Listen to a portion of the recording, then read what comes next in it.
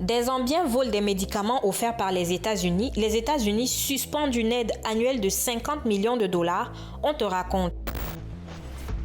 It breaks my heart.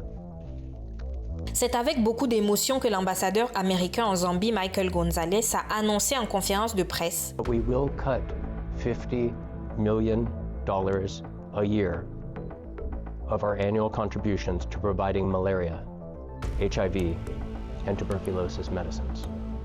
This is not a decision that we have taken lightly.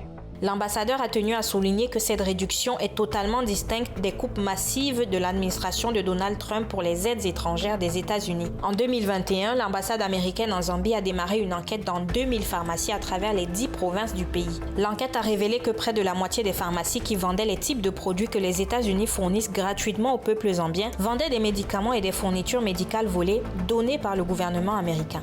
En avril 2024, l'ambassadeur a rapporté les résultats de cette enquête au gouvernement zambien. En 13 mois, 33 réunions avec de hauts responsables de l'ambassade, du gouvernement et de Washington ont eu lieu. En juillet 2024, le directeur général de l'Agence zambienne des médicaments et des fournitures médicales a été démis de ses fonctions. Selon la presse zambienne, 61 containers de médicaments volés ont été retrouvés dans un entrepôt lui appartenant. Malgré cela, pour l'ambassadeur américain, au lieu d'enquêter sur les sources d'approvisionnement ou de poursuivre les cerveaux derrière le vol des médicaments, les opérations des forces de l'ordre se sont concentrées le plus souvent sur des acteurs de bas niveau et n'ont conduit qu'à l'arrestation de quelques responsables de niveau intermédiaire. En réaction à cette annonce, le ministre zambien de la Santé a précisé que le gouvernement a mis en place une task force pour la surveillance des médicaments et un système de suivi numérique des stocks. Selon lui, ce problème profond s'est instauré bien avant que l'administration actuelle ne prenne ses fonctions en août 2021. Il a assuré par ailleurs qu'il n'y a pas de risque immédiat de pénurie dans le pays.